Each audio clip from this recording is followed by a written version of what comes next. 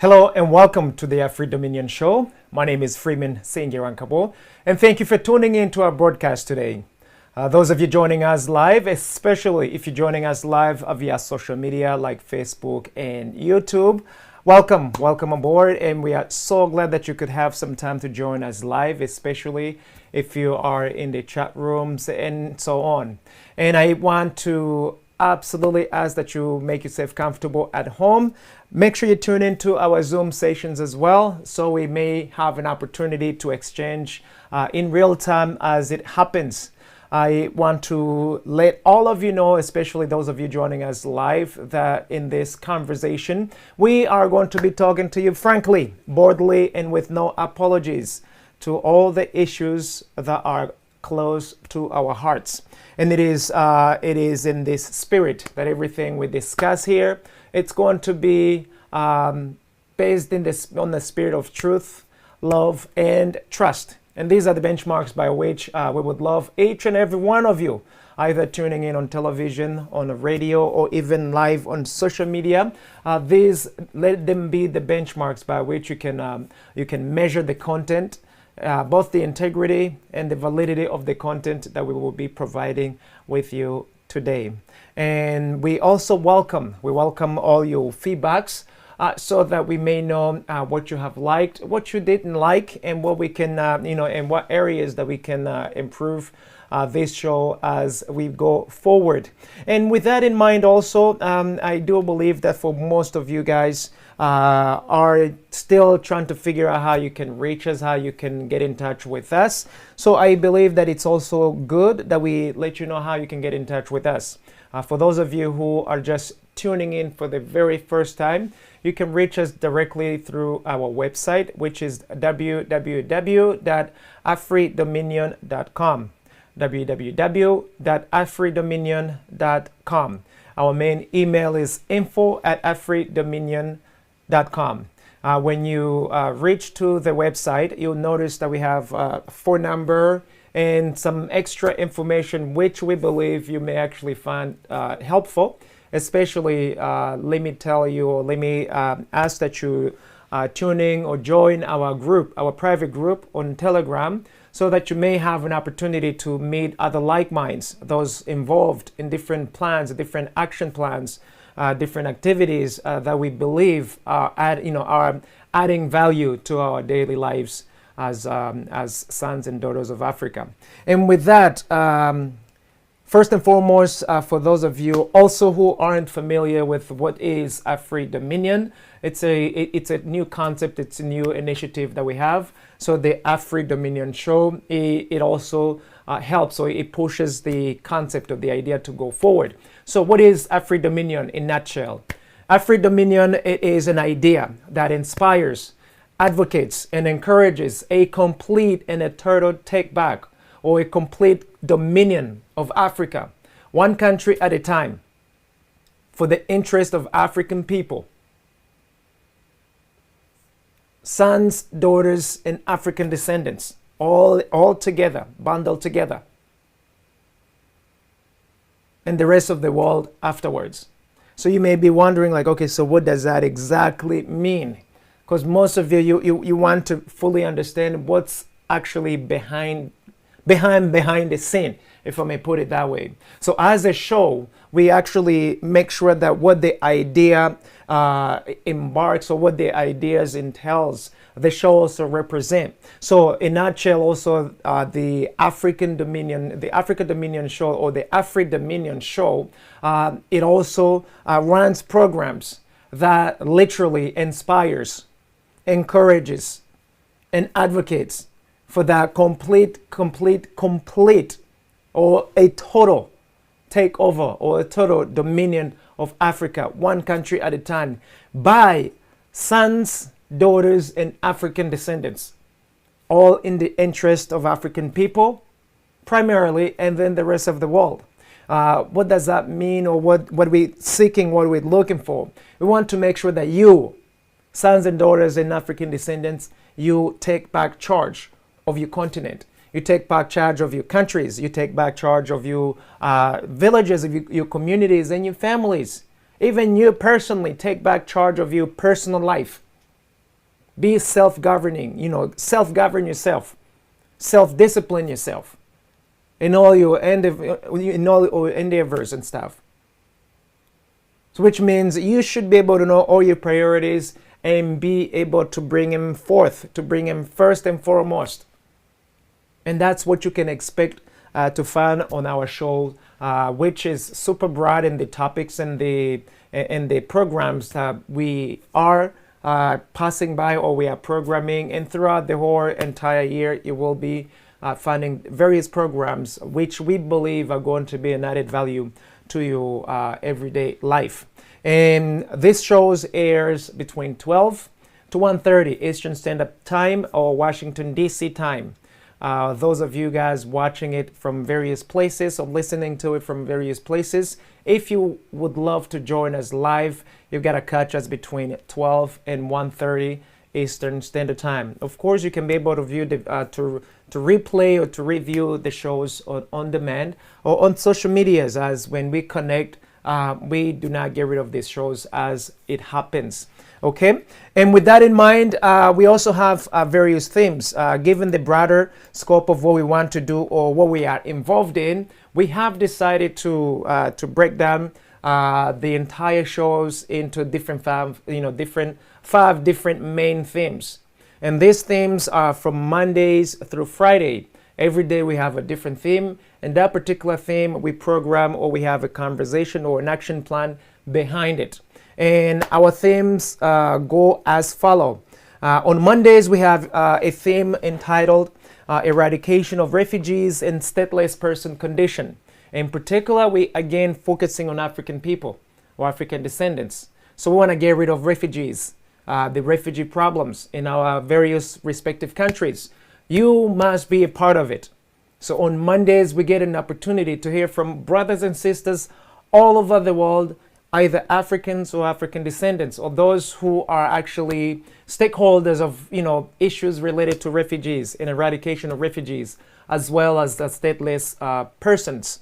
On Tuesdays, we talk about the Constitution, law and policy review and implementations. And most of you guys, I am quite sure for the majority of you guys, this may be the very first time you're hearing of words like Constitution, law and policies. Oftentimes we think of those words as academic words or political words and things like that. Truthfully speaking, these words, they actually take place on your daily lives. It just so happened that most of you aren't fully aware of it, but the entire world runs around the clock of a constitution, laws and policies. And we get a chance to break it all down in layman's terms so that it doesn't feel so foreign. On Wednesdays, it's our testimony time and our history writing time. What does that mean? As Africans or African descendants, we get an opportunity to tell our own story, our own ways, with no apologies again. We speak, we tell frankly and boldly and with no apologies to nobody. Which means you get a chance to write your own history. You get a chance to write your family history. You get a chance to write your community history. And we get the privilege and an opportunity to safeguard that for thousands of years. We intend to safeguard our information, our history, our testimonies for many centuries to come. So it's imperative that when you writing your own history, do your very best to recall and to write it as accurate as possible, because we do not delete anything that we broadcast or anything that we have on these shows. On Thursdays, we talk about the spirit of dominion. What is the spirit of dominion? If you have heard, we say that our goal, what drives us, is to ensure that we inspire, we advocate, and we encourage a complete, total dominion of Africa. A complete, total governorship of Africa. A complete, total control of Africa and African resources. A complete, total mastery. We have to master Africa, master its resources, know how to better manage it. That's what we referring to as dominion, the spirit of dominion, that spirit of leadership, that spirit of control, that spirit of mastery, that spirit of protection. You being able to actually get a chance to awaken that from within you. On Fridays, we get to talk about the current events and its impact to the Africa, to Africa and the African people. And of course, we get to cherry pick. We really truthfully saying it. We don't just talk about anything that's happening just because it's either on the mainstream media or somewhere, or somewhere else. It doesn't mean that that's what we get to talk about. We get to actually scrutinize everything in the bucket, or everything that we have the privilege to know, or to have information about. And we get to pick those things we believe could be a huge added value for you and your communities. And of course, given the bigger, given how big Africa is, every single country, if we have representatives, you get an opportunity to set the agenda as you check in. So this is literally an open salon, I can say, for African people, African families, sons, daughters, and African descendants, and of course, friends of Africa. So we do not exclude that. And why do I set the tone this way? We want to ensure that none of you get any impression that this is a discrimination show. Because when you say Africa this, Africa that, me this and me that, for some people might actually take it as a way to discriminate from others. But truthfully speaking, we need to get our house in order as Africans. We need to get our affairs in order as Africans and African families and African communities and African countries. Currently, Africa, it's not governing itself. Africa, it's in the control of outsiders who are seeking their own interest primarily instead of African and African people. So we want to be able to change that, truthfully speaking. We want to take charge of Africa and seek our own interests first and foremost. And everybody has come last. Why? Because it is our obligation. It's our legal rights as Africans. Anywhere you could be positioned, or whichever country you come from, you are to come first before any outsider. Because that's an obligation that you have, but also a privilege you have as sons, daughters, and African descendants. Now, does that mean that you get to be stingy? Does that mean that you get to close yourself from the rest of the world? It's impossible. Africa is the mother of everything is out there, and so we are told. And given the responsibility that it has, we have to be able to assume our own responsibility primarily, and then assume the responsibilities of others. So that's why we are saying everything we're doing, we need to get our house in order first and foremost before we try to make any attempt to get someone else's houses, someone else's houses in order. Are we together? So given that, we are Tuesdays. Today we are Tuesday. So our theme of today is going to be driven by the Constitution, law, and policy. And today's conversation, I can just get right in it right now. And before I jump right in it, I want to give a shout out to all of you watching the show from television, those of you listening on radio stations, and those of you tuning in or watching via social media platforms. We have various social media platforms that are following in real time. And of course, we want to give a huge shout out and a huge thanks to HMG Network and affiliate for broadcasting and distributing this program. We are truly grateful because we know that it takes a lot of effort, so much energy, so much sacrifices to actually put together this entire show as it happens. And with that in mind, greetings to all of you guys. We have Zoom open if you guys would love to join us live. We will have a time for that.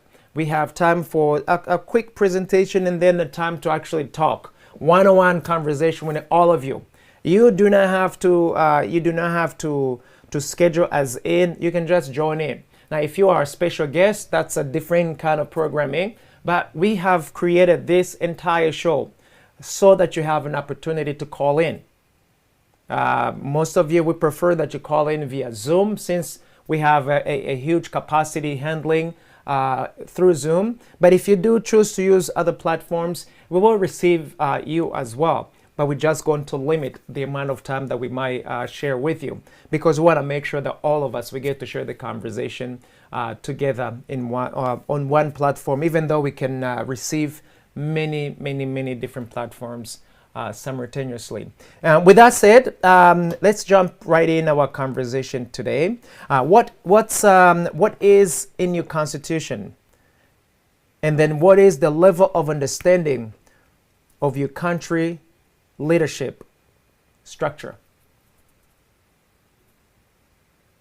Let me repeat again. What's in your constitution? Remember, a constitution, those of you who aren't familiar, especially young people, young Africans, I know these words are pretty much a first time for some of you are hearing of this. You have heard of it, but you've never appropriated these words. We want to be able to appropriate them, because there is no way that you are going to be responsible of managing your own affairs without knowing where it all starts.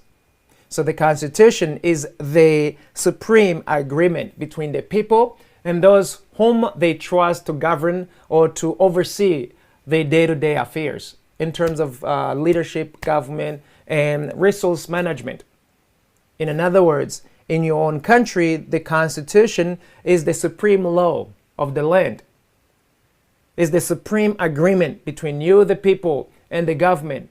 And we also go a little deeper, a little further down to break down the word government. A government is not some god or some little mini gods, as oftentimes you, the people, get to see governments. A government is literally a group of citizens, tasks with the management of the common resources of the people. This group of citizens, they may form an organization here, an institution there. These are still run by the people. These are still under the rulership of the people. A government should never be bigger, stronger, powerful than its citizen. Those are the beliefs we have as sons, daughters, and African descendants, especially here at Afro-Dominion show, or as an Afro-Dominion individuals. We believe that not one single government should be able to be in a position to have more power, more strength, more saying in our daily, in our management of resources. And funny thing, currently as we speak, every government on planet Earth is more powerful than the people. It's ironic that we're talking about it. It should never be that. People should never fear their own leadership. People should never fear their own governments. People should never fear the laws that govern the land, the laws that govern day-to-day operations, the lives, the ways of lives. If there is a law or policy that is actually killing the people, or that is taking away the well-being of the people, the citizens, it's the duty of you as a citizen to remove those laws. But how will you know those laws? How will you know those policies if you have never taken the time to check them out? So I want to ask of you guys, what's in your constitution? Are you familiar with your country leadership structure? Familiar with your country leadership structure? Can you figure out how your country is run? And that also might sound so broad, but there is always a method to the madness. If you do not understand how your leadership works, let's actually break it down in a way that it could be manageable. You as a family, you have someone in your household who's in charge of taking care of various things. Oftentimes it could be a dad, or it could be a mom. If you're not married, it could be you as an individual. You run the show in your own place, in your own house. You have a way, you have a routine, a certain way you run things on a daily basis. You are actually a government in your own little cocoon, in your own little house, in your own little crib. You are a self-governing body in your own place. You get to choose which laws, which policies, and guys, also a policy, that fancy word, don't be too into it. Don't let it intimidate you. A policy is nothing more than it's like a group of functions. It's a way of functioning. Some measurements of functionality that you can put together to allow you to actually do something. Instructions, like instruction, a set of instructions that you can actually put together to allow you to do it, to do an activity. So a policy gets to tell you what to do, what not to do, how things get to be done. Now, the difference between a policy and a law, a policy can easily change. Whereas a law requires these extra bodies of people, various body, oftentimes this political body, this leadership body on a higher view. That's my little understanding of that. Whereas a constitution, it's one of those now supreme laws above all the laws. In essence, a policy could also be looked upon as a law, but it's like a law that doesn't have as many teeth or as much teeth. You can easily change policies much more and more easily than you can easily change a law. And you can change a law much more easier than you can change the Constitution law. So there are different type of laws. It all depends on where are you looking at these laws. Now, the Constitution, it's still a law, but it's the supreme law. Again, a law, it's that understanding between people, an agreement, a set of agreements that has both the benefit and means to protect you. Every constitution has the benefits out of it, but it also has certain safeguards. It has promises, the things that it promises you as a citizen. And those benefits, you can enjoy them collectively as a people. And when we can all agree on that, then you get to set up specific laws that are there to safeguard those main ideals, those main understanding, those main agreement. So young people, I know you all are oftentimes intimidated by these things, but we want you to be able to dive right in it. This is nothing more than an agreement between you and a small group of you as a people, small group of citizens that we give or that we place inside of this organization that we call governments. These are entities managed and controlled by the people, not the other way around. So coming right back to what we were saying, what's in your constitution, young people, especially you young Africans? If you have never taken the time to go, first and foremost, find out where can you find your constitution. What's in your constitution? What does it say about you, about your ways of lives? Do you agree with everything in your constitution? Do you see something that you believe that could be in the constitution so that it can actually become almost like a way of life? A constitution is there to ensure that the changes, the premises or the promises that you have in it, the benefits, can just easily change because Freeman all of a sudden becomes a president, or because you just became a prime minister, or because there is a changes in the leadership somewhere down the line. You want something that stays like a guiding light, something that can maintain its consistency, something that doesn't change when leadership changes. That's what the Constitution serves as. It's like a beacon, it's like a rock in the water Whereas if your boat is tied to that rock, you absolutely know where it is. It's like a lighthouse in water. It never changes, it stays there. Even when it changes, it takes so much to change it. And that's why young people, oftentimes, the constitutions that we have as a people, these supreme agreements between the people and these governments, have been drafted, reviewed by outsiders on our behalf. We have never had a hand in it, in writing them. Most of us. You get an expert from out there.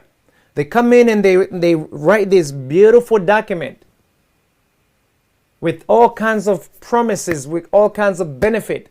However, because you have never been asked to be a part of that, all those ideals you cannot relate to. Those are ideals that may work somewhere, but for you, they might not be working. So if you want to be honest with yourself, it's important and it's imperative that you get a chance to know what's inside of your Constitution. Breathe your Constitution, get to know it. And I will submit to you that this is something that we ought to be doing from primary school. This is not something for those of you who have the opportunity to reach higher learning education, like universities and colleges. If you're in college and you have yet to read your Constitution, God, you are so behind. The good news, you're not alone. It's most of us. But we want to make it a point to actually make some time to fully understand what our Constitution looks like. And are the ideals, are the promises, the safeguards, the benefit written inside of our constitutions, depending on which country you come from, is it working for you? Does it work for you? Are these promises in the best interest of you as a people? For some of you might say, oh, I've never went to school, so I wouldn't know where to start from.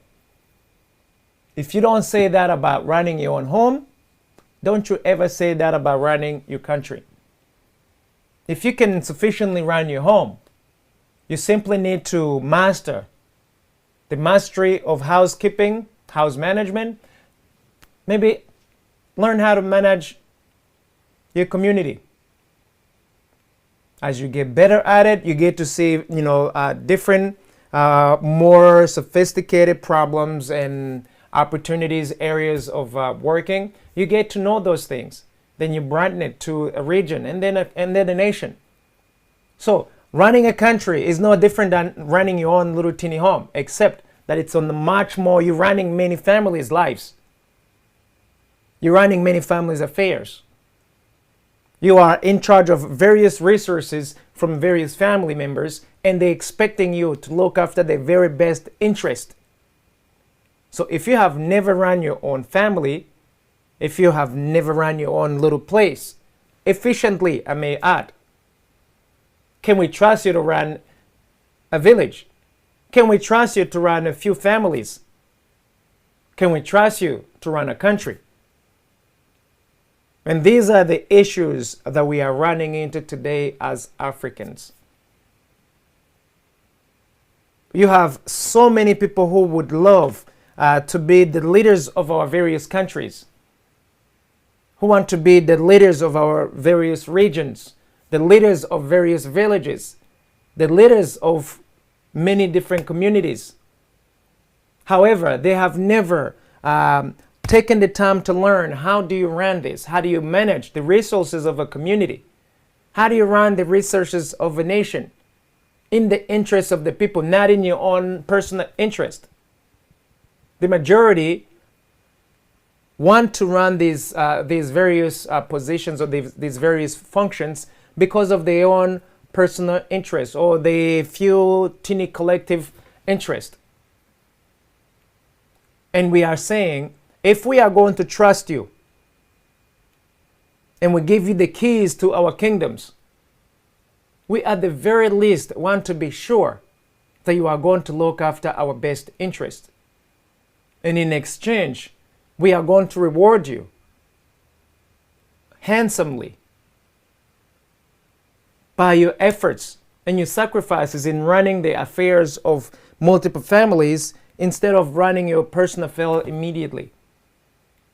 So it's imperative that we understand that if we have the right people in the right positions, not only they actually doing us a huge favor, a huge service as a people, but we also have to also remember that there is another side of the coin where they cannot really run their own family, their immediate families, if they taking care of our affairs.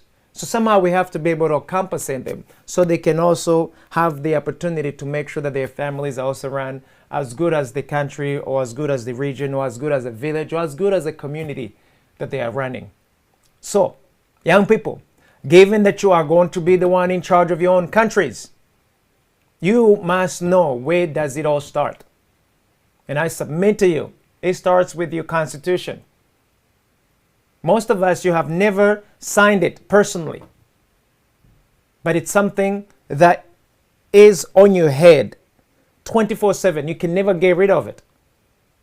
If you are born in that particular country, there is a document that you may have never seen that you must be able to find somewhere and you read it that governs you or that rules you or that actually guides you as you grow up. And that document, you must get to know what's in it, young people. Even you, elders, those of you who have never bothered to know what it is. Again, you do not have to have gone to school. You do not need to know how to write and how to read to know what's in that document, what's in those agreements. If you have never been in school, get in touch with someone who can read and read the whole thing out for you. As long as your ears are working fine, you can listen. If you can't hear, we have people who can do signs. Bottom line, you need to be aware of that particular agreement between you, your neighbors, and then the people we have put in charge of overseeing our resources and the resources of the nations, the villages, the communities we come from. So you young people, do you know what's in those documents? If you do not know, it is my humble suggestion. It is absolutely my humble suggestion that from today, you make some time and go read. Oftentimes, these agreements are not long. They're not long, but they may seem intimidating. And that intimidation out of this document is one of the very biggest things we have to change. If a 5-year-old kid cannot understand what's in that document without feeling intimidated, if a grown person cannot understand that who hasn't been in school or hasn't gone into the whole academic world, then that agreement is not well written. We must be able to write it. We must be able to present it in a such way every single individual understands that document, especially if you are old enough to be in a position to say, you know what, I can also have a saying in it. And we are told that oftentimes when you are at the very least 18 years old, you can have a saying in the affairs of your local management, of your local resource management. What is the local resource management? We're talking about if you live in a small neighborhood, you at least you know how is your neighborhood ran. What are the obligations that you have as a resident in your own neighborhood? What can you not do in your own little community? Remember, you do not live there alone. You have those others that you're living with. So be in a position to understand how can you coexist, how do you live with the rest of your neighbors in a such way that everyone has a better quality of life. That's what we're talking about, local management of your resources. And this could be various things. For instance, I'm in the United States, In my neighborhood, we have a day where everybody, we put the trash out there, recyclable there, and we know when they come and pick it up. How does that help my neighborhood or our own little community? If I have if I have garbage in my own place and it starts stinking, that means my neighbor is going to be inconvenienced. However, the leadership in our own little community, they set up a means by which we can actually dispose our, the waste, the garbage. They set up a system by which on a specific day, a truck comes, they pick up our trash, and they take it, they go and expose it elsewhere. It maintains the cleanness in our community. That's one of the benefits of knowing, the schedule, knowing how it's run. But it keeps the environment clean and safe. We get to win. I don't get to, to smell your stinkiness, especially if you have maybe a stinky trash and so on. But it maintains it, it maintains order in our own community. There are so many various things that we can actually practically discuss and practically add to our day-to-day lifestyle. And that's what we want you to be able to know. Hey, this thing that's called the Constitution, does it have the ideals? Does it have the things that you would like to see in your own little community, in your own village, in your region, on the country level? And if it doesn't, it's very necessary that you get to remove the little mask off your mouth and speak up. Because if you do not speak up, remember those interests, nobody else will know what you need in your community, in your region, in your country, than you. If an outsider who has never been in your country, someone who's never been in your community, gets to be given the task of defining your ways of life, they are going to mess it up. And I will submit to you that it does not take, it doesn't take a genius person to realize that if I do not live in your country, if I do not live in your region, why would you give me the opportunity, the responsibility to come up with your management structure? It doesn't work. And that's why I am saying, and I am submitting to you all young people, get to know how your various local ordinances are ran. It's very important. We started off with the Constitution. Read it. Get to understand it. Get to breathe it. See if there are things that you know should be there or should be added there or should be removed from there. We can always improve on everything that we do. Anything and everything that doesn't work, we gotta get rid of it. Bottom line. And you have to be a part of that if truly you are a citizen of your own land. If truly you are actually taking it upon yourself to take the responsibilities and the accountabilities that comes with being a citizen. So one of the tasks or the takeaways, I'm asking all of you young people to go and read your Constitution.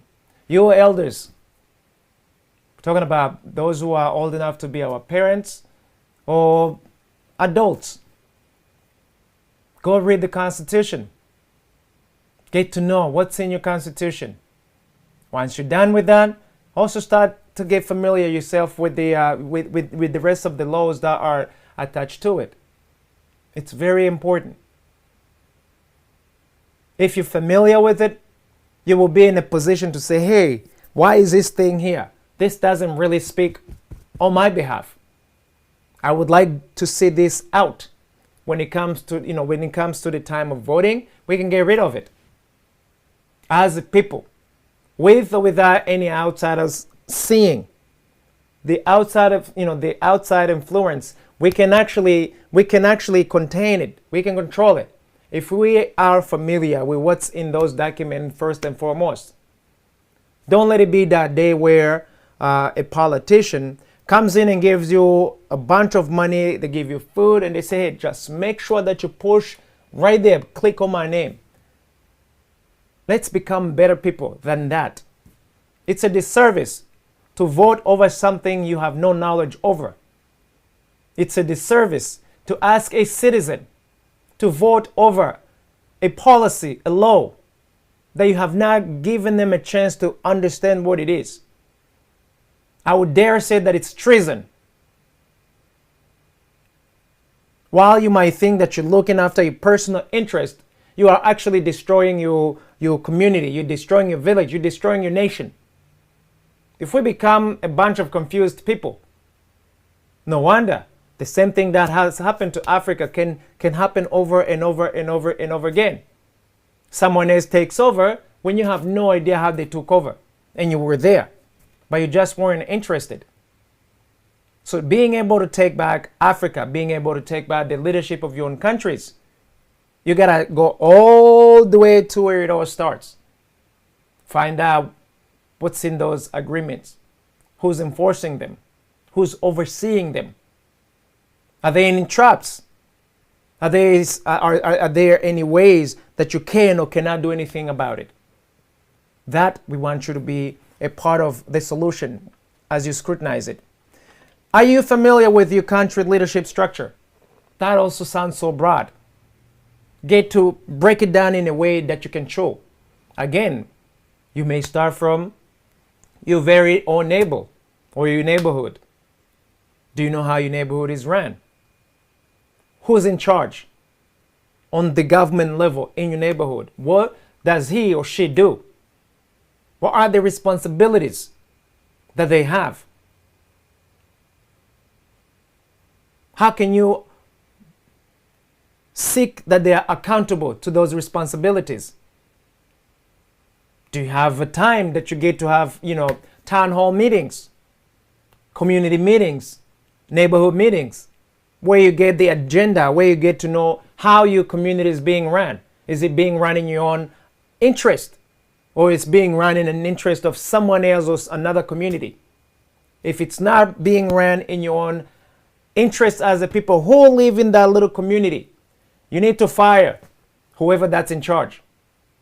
Because first and foremost, everywhere you are, your interest should be actually safeguarded by the person that you so choose to put in the hand, to put in charge of that. Gone are the days where you get someone you have no knowledge of.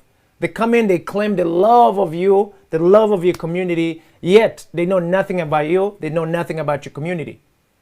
It's unfortunate that's how the world runs today. But we want to change that, one community at a time. And you have to be the driving force behind that. So start from your community and then move up.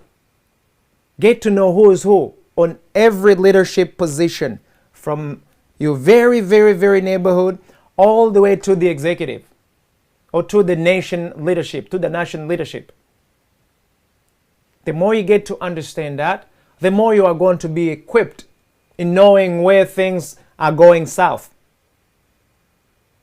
It's incredible, ladies and gentlemen, to know that there is a complete disconnection from the upper management or the national leadership to your neighborhood, to your neighborhood leadership.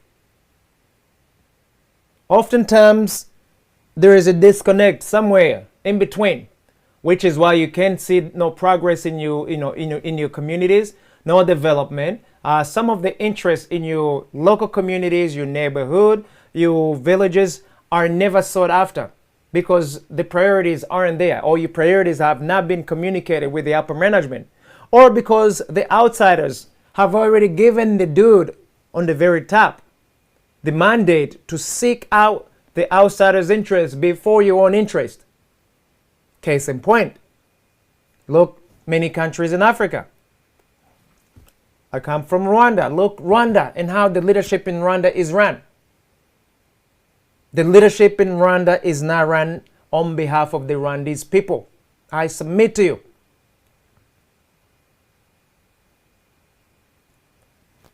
Let me rephrase that because I'm on the record. the leadership of Rwanda is not being run in the interest of the Rwandese people primarily. First and foremost, it's in the interest of the outsiders. Various institutions, government institutions, private corporations, individuals, the stakeholders whose main interests are outsiders, not Rwandese people. It's sad, but it's the truth. And we want to change that. Look, Democratic Republic of the Congo.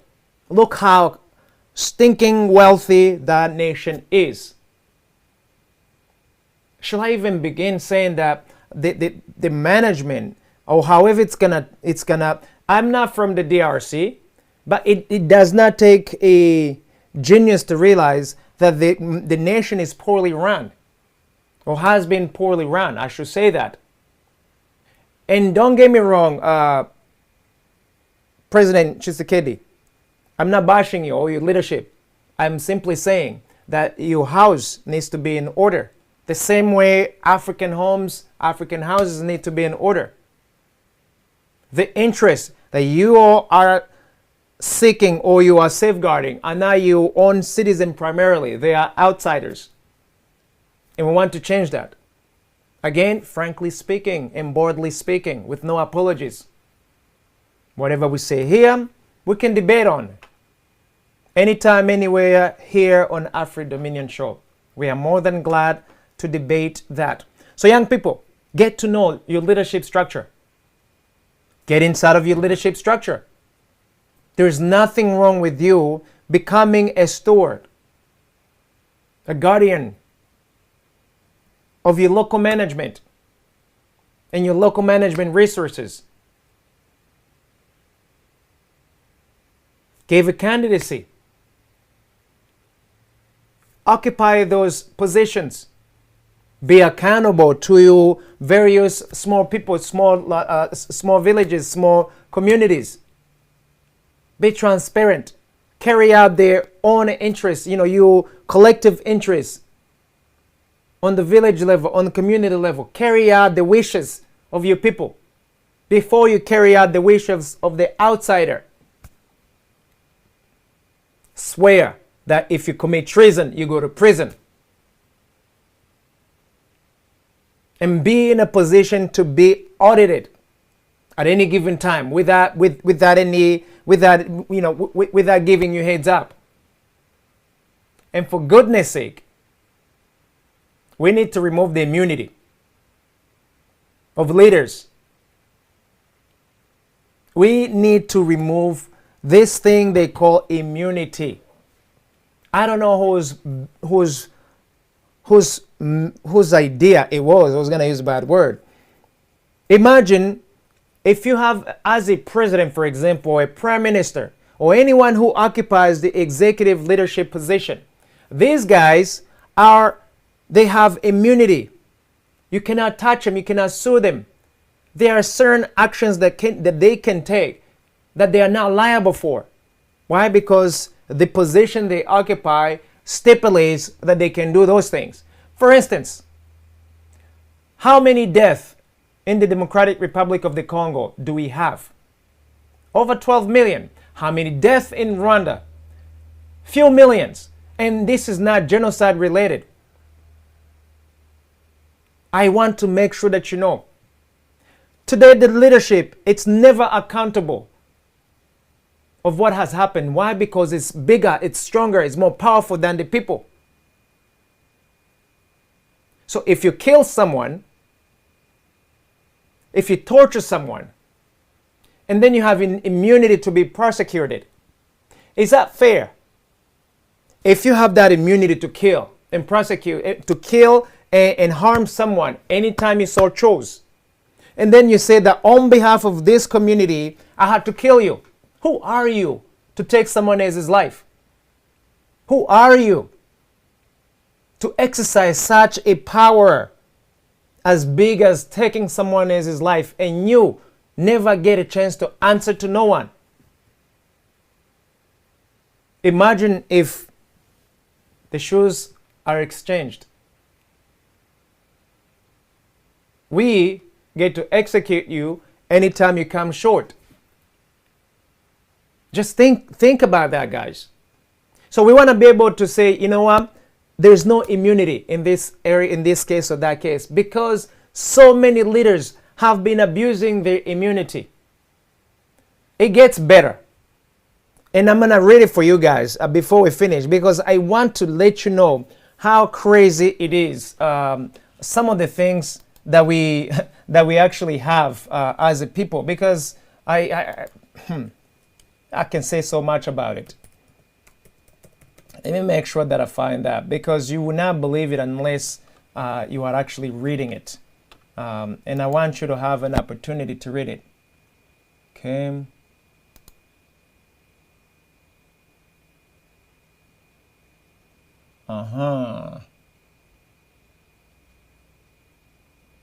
So don't be shocked. I'm looking at the Rwandese constitution, because I want you to have an opportunity to get to see some of the things that Rwandese people in the upper management. When I say upper management, I'm talking about the leadership. Some of the things they have put there, having immunity from being prosecuted and all of that, and I find that to be the most craziest thing that you can ask, that you can actually incorporate in the supreme law. And it's important. It's important that we get to rectify that. We get to correct that.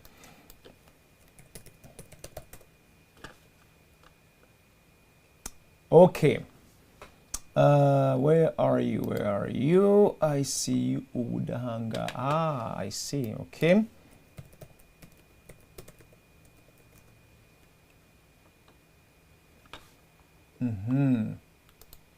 Okay.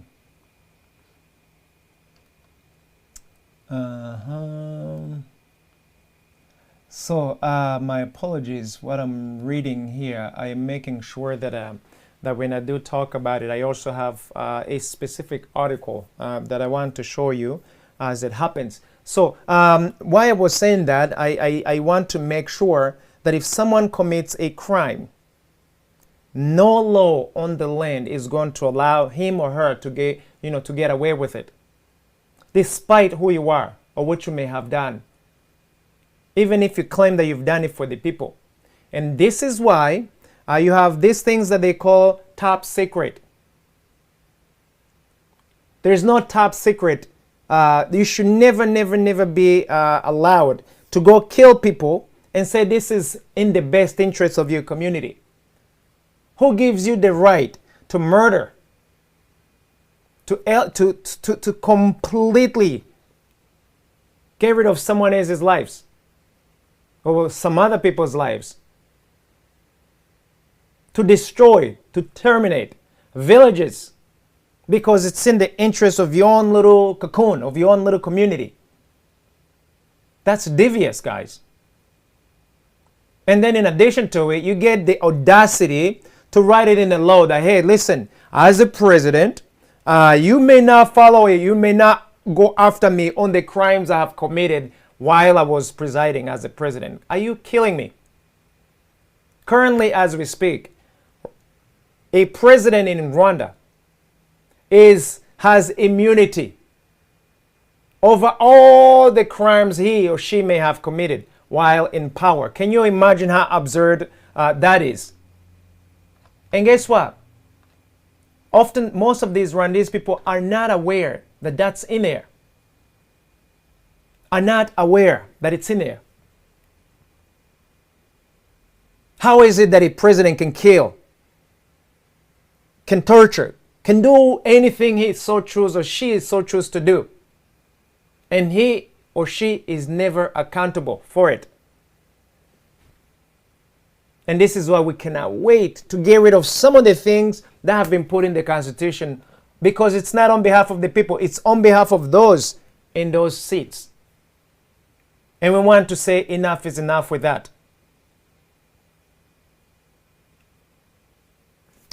Move right on, because the time, we're losing the time.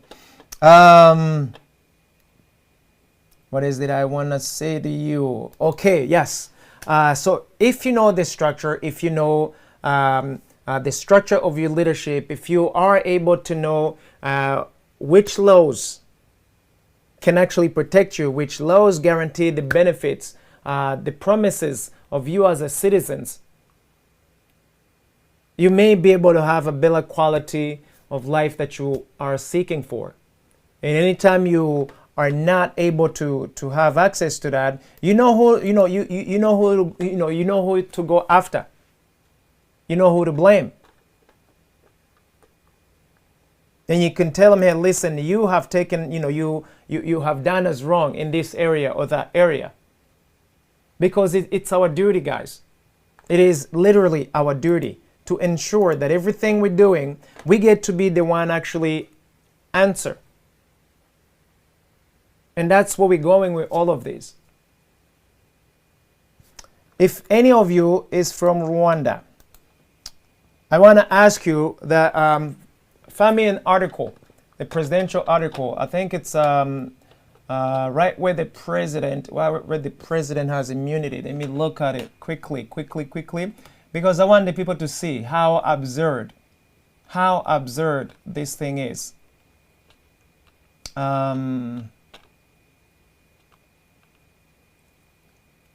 Let me see. The power to issue currency represent.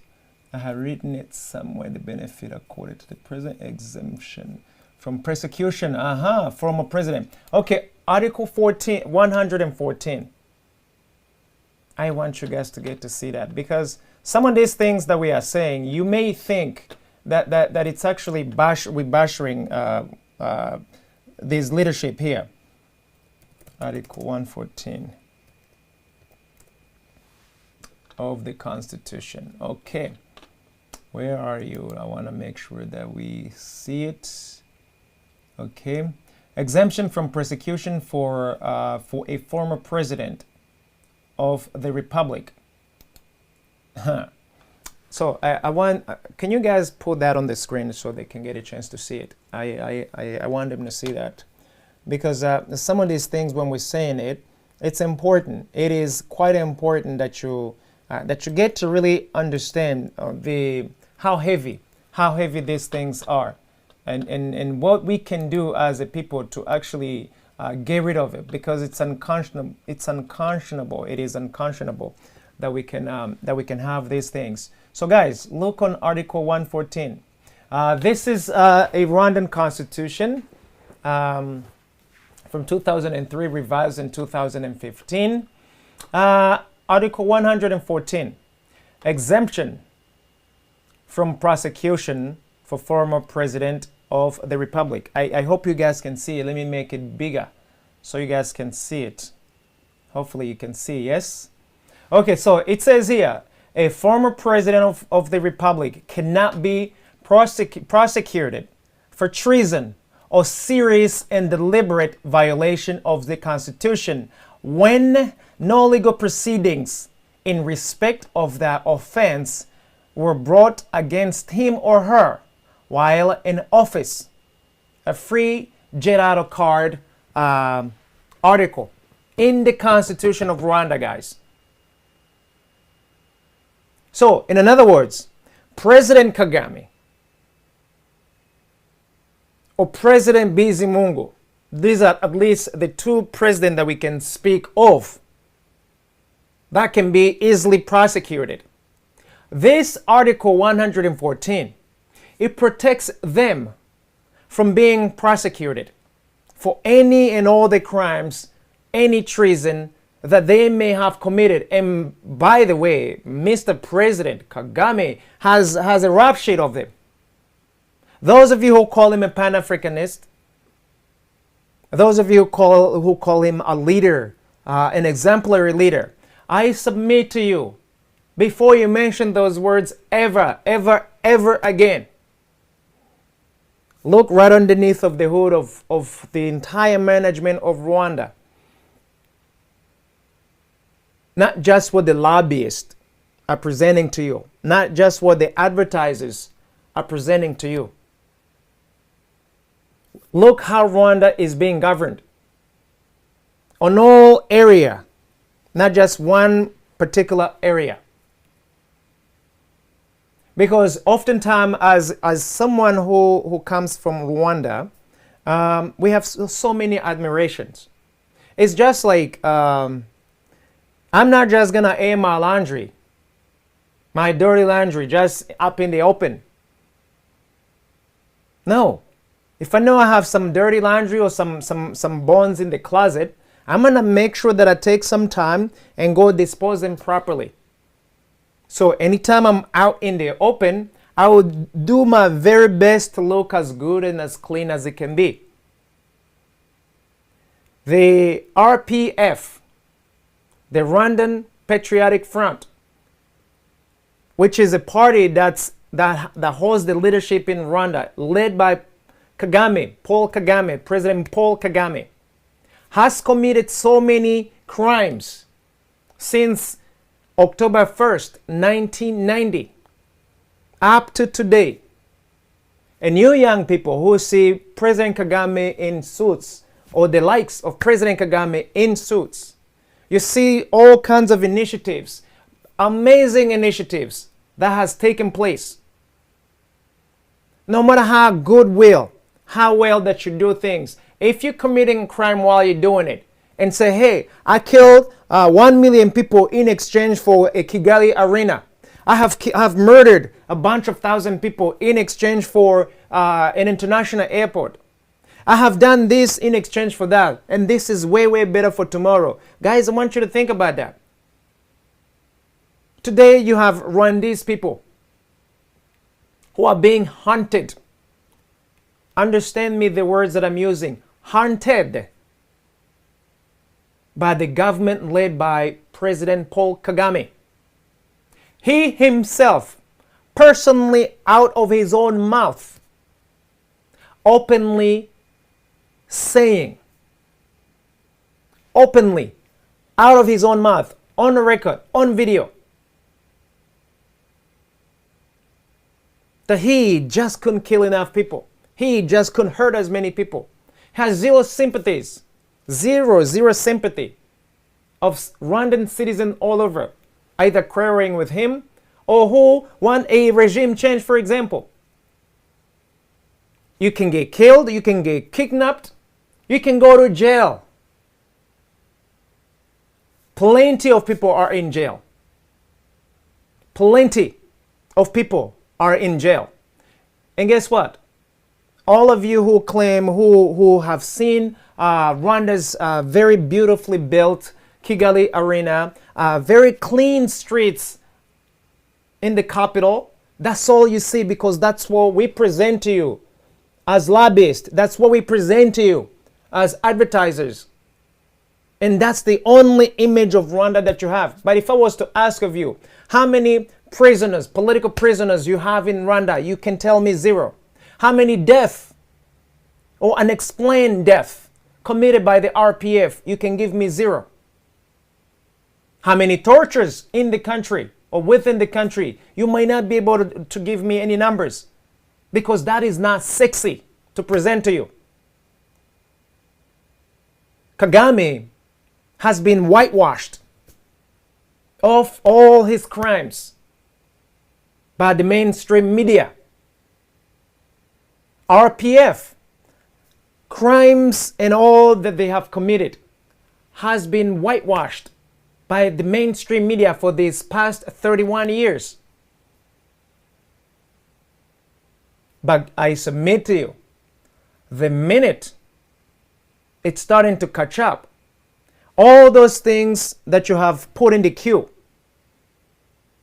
all those crimes pending from Paul Kagame all the way to the last person that you have pending, it is disgusting and it is unconscionable that you bring him when it's convenient to you. Only you. Remember the outsider interest. Not when it's convenient to the Rwandese people. Again, Africans, I submit to you. Look right underneath of the hood of Rwanda. We have so many amazing development in Rwanda. Undisputable, ladies and gentlemen. Well done, I might even ask. But also look on the other side. Look inside of our closet. Look in the laundry room. Look, take a peek at the dirty laundry clothes. Then you get the understand and the level of why we are saying we must be able to take charge of our own affairs. From the family to the community to the village to the region to the nation.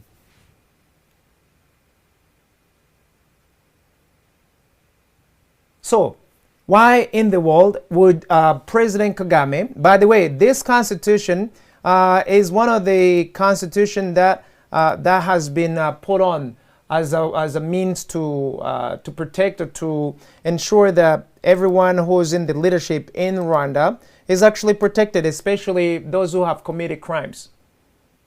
So now, why would you protect them?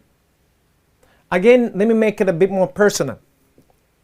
Today, if you didn't know, in Rwanda, I apologize because I'm going to use an example of women, our brothers, our sisters, even some brothers.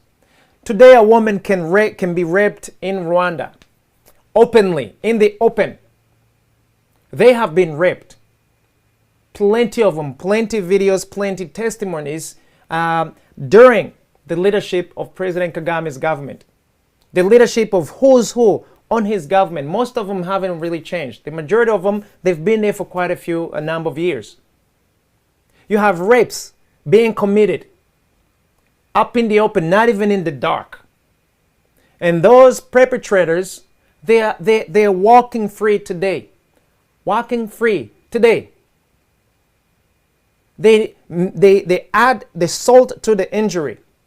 They usually take a video of you being raped, your mother being raped, the husband watching, the children watching. And they make sure that that video gets to be used to blackmail the person now they forced to do it.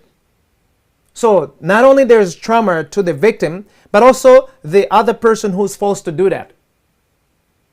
Now, all of that, you get to have something like this exemption from prosecution of former president of the republic. Even the parliament members, they also have immunity to a certain degree. Which is to say, if you so happen to get an opportunity to run and get a position in the government, as it stands today in Rwanda, you may actually get away with murder, with treason, with everything that we are saying today that we want to ensure that we safeguard. How else would you tell me that the millions of people killed, none of them, if we maintain this Article 114, none of them can stick in the court today. If you were to take Kagame and all the co-conspirators, you just wouldn't be able to take him anyway, because every nation around the globe, they acknowledge the Constitution as the supreme law. Now, how can you be stupid as a people? And I'm sorry that I might be using a vulgar language, but it is idiotic that someone who's looking after the very best interests of Rwandese people can add a treason article like this one. This is not in the best interest of Rwandese people. If I'm the president, I can come in and I completely obliviate an entire village. Or if I sell out my country and you cannot take me on any court, you cannot prosecute me. What keeps me from doing anything and everything that is bad? What keeps me from doing it? Zero integrity. Zero consequences.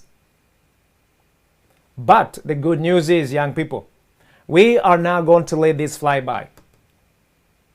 Again, those of you who usually say that in Rwanda everything is good, I want you to look right underneath of the hood. Don't just look at the clean streets.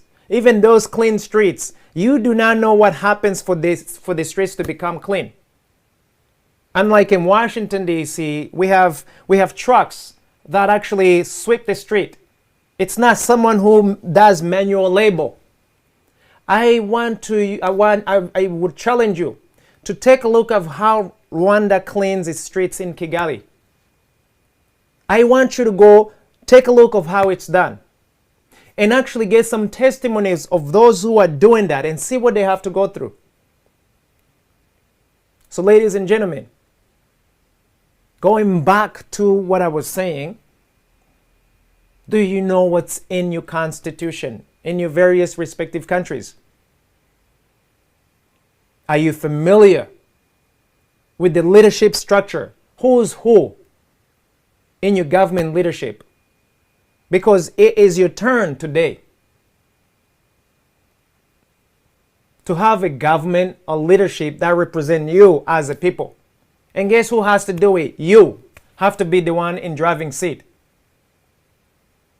And you will not be able to do that if you do not take the time to know what's already in place. What do you like about it? What do you not like about it? What do you want to get rid of?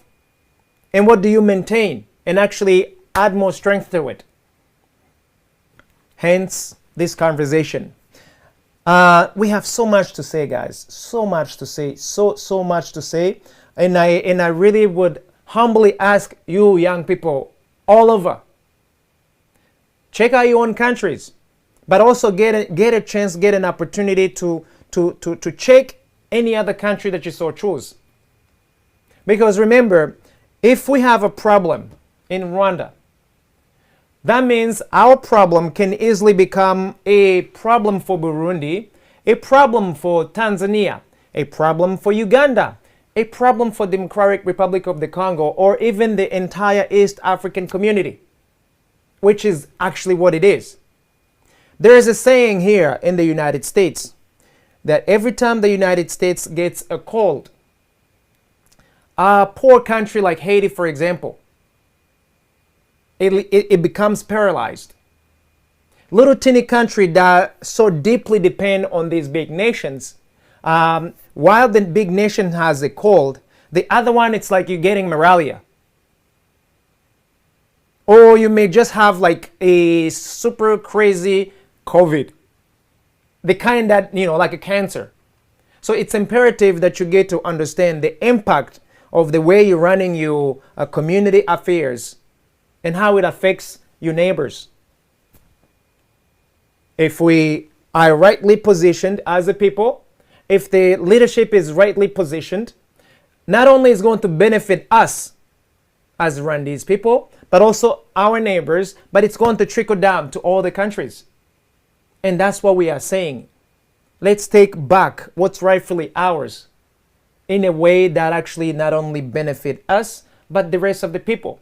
And that's why when we started this conversation, I say this is not discrimination. We want to have our houses in order.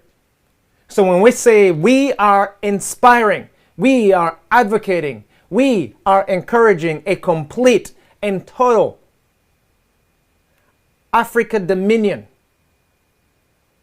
or a total dominion of Africa by its sons, daughters, and African descendants, we really mean that. We're not discriminating. We just want to make sure that we can actually self-govern, self-master, protect everything in our own best interest first and foremost. Because if we can seek out our own best interest, then we will be in a position to help everyone else who so desperately want to get their hands on our own resources. And with that in mind, guys, I think I would end it there, given that our time is running pretty fast. I want to hear what you have to say, guys. And I want to ask of you, can you actually commit to taking part in your own leadership of your country? It could be from the very high up or to the very low bottom. But bottom line, be true to yourself the same way you are going to be true to your neighborhood. Whatever you don't want in your neighborhood, don't you dare try to give it to somebody else. And if you cannot scrutinize your needs, you want in your own neighborhood, Why in the world would you want to impose those things to somebody else if you do not know what you want or what you want? If you are an outsider and you've been feeding off Africa, you've been feeding off various different countries within Africa, the time has arrived where we are going to kick you out. We know it's not going to come easy, but these are our intentions. And we also want to let you know, besides of you perhaps being a bit stingy or trying to take control of our lives, we can easily coexist. One way or the other, we are going to coexist. But we do know that the time has arrived for us to take back what is rightfully ours. With or without your permission. We need no permission from you, the outsiders, to run our affairs on the motherland, in Africa, in our villages, in our small communities. We need no permission from any of you. The same way you need no permission from Rwanda, for example, to run the United States. Can you just imagine Biden going to President Kagame and kneel at him, be like, hey, by the way, how do I do this? Just look at that picture. And I can easily tell you it's a hell to the no, quickly. Excuse me, you children. If the United States isn't going to go to Rwanda, to Burundi, to Tanzania, to Kenya, to Uganda, to Democratic Republic of the Congo, or any one of these countries, and actually say, hey, how do we run this? So why in the world do you guys want to be told what to do? Hey, brother, my brother Mako, what's happening? Yeah, we literally are going to be doing this, guys. And we want to make sure that it's actually measurable. That the actions that we take from this conversation, we also get to have activities behind it. And we are apologizing to no one, guys. You need no apologies. That's what I'm saying to you all. It is your legal right as citizens of your various countries to run your own resources as you see fit for your own primary interest first and foremost. Because we know we have more than abundant of natural resources of all of that. We can actually afford to give to others without them having to steal it. But you need to be able to take charge of it. And that's all we're saying right now. We have to take charge of our own affairs, Africans and African descendants. And we're saying to those of you who have currently, who have been stealing, we're talking about for decades, for centuries, the resources of Africa, this is going to come to a full stop. But we can't bring that full stop, young people, if we don't do it ourselves. Rest assured, the United States isn't going to come in and be like, hey, by the way, Baba, let's pick up our hardware, let's go back home. The United Kingdom is not just going to pick up and go. France is not just going to pick up and go.